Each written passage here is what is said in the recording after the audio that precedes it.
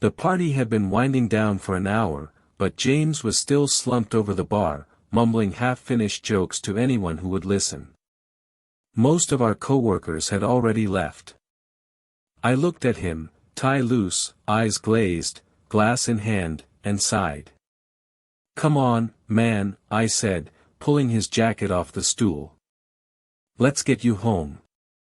He blinked at me. "You're a good man, Evan," he slurred. "But I can walk." He couldn't. 5 minutes later, I was guiding him toward my car, his arms slung over my shoulder like a sack of wet laundry. The December air bit hard against our faces as I loaded him into the passenger seat. I didn't have to do this. He wasn't my best friend, just a coworker from accounting who occasionally shared bad jokes and better donuts. But something about the way everyone ignored him that night bothered me. It was easier to walk away than to care, and I couldn't do that. Not tonight. The drive was quiet except for his half-asleep muttering. When we reached his house, a small, warm-looking place tucked behind a row of maple trees. I knocked gently. The door opened and a woman stood there. She looked tired, the kind of tired that comes from carrying too much for too long.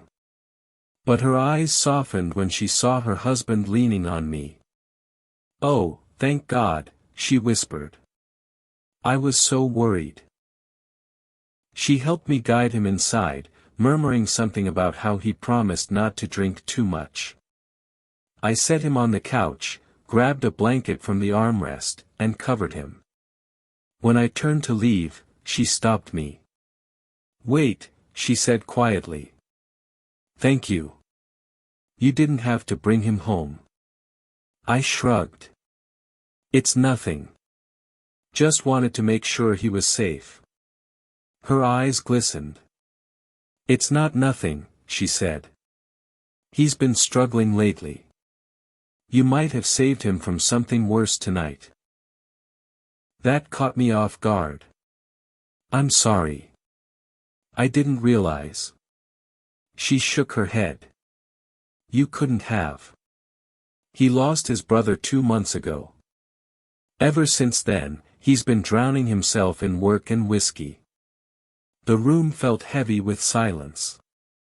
I looked at James, sleeping now, his face peaceful in the flickering light. "He talks about you, you know," she said softly. "Says you're one of the few people who still treat him like he's normal, not broken." I swallowed hard.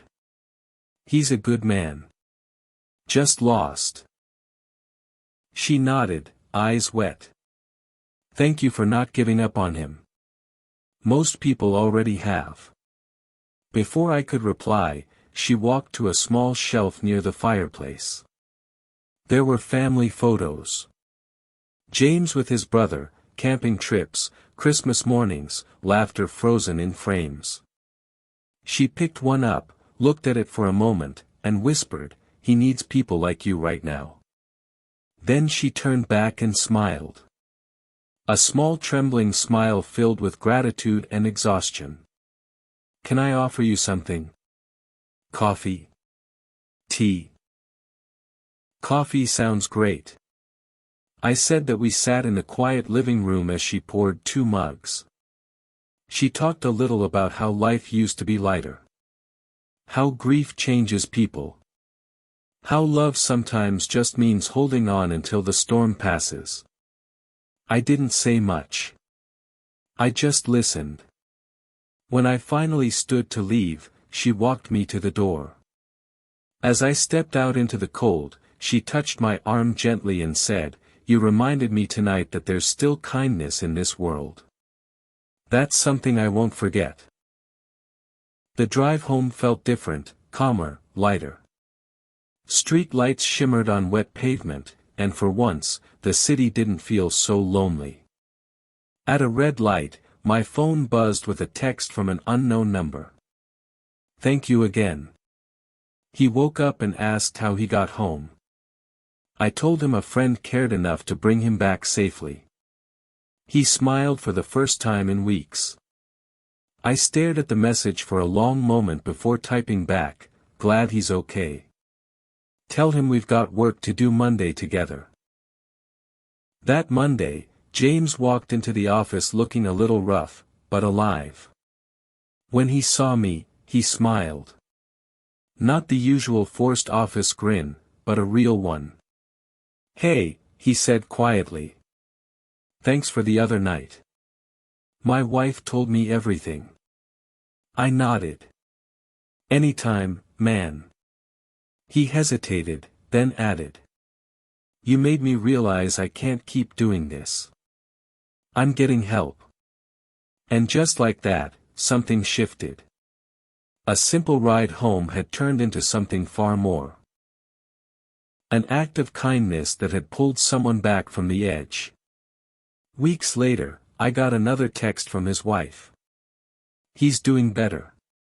Started therapy. He says, you're the reason he's still fighting." I smiled at my phone, feeling that warmth you can't explain when a small gesture ripples farther than you'll ever see. In the end, she didn't thank me with words or gifts or grand gestures. She thanked me by reminding me that kindness, quiet, unseen kindness still matters. And that's something I'll never forget. Sometimes the smallest act of compassion can save a life. Never underestimate the power of showing up for someone who needs it, even if they never ask. If this story touched your heart, please like, comment, and subscribe to Kind Soul Stories. And also tell us in the comments where you're watching from. Your story matters here.